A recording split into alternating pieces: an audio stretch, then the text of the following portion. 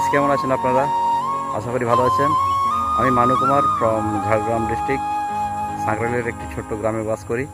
তো এর আগে আমার 3টে শর্ট চ্যানেল ছিল। শর্ট চ্যানেলে কপিরাইট বা স্ট্রাইক এসে এরকম ধরনের কিছু একটা এসে আমার চ্যানেলগুলো ডিলিট হয়ে যায়। তো আমি অনেক আশা নিয়ে ব্লগ চ্যানেলটি খুলেছি।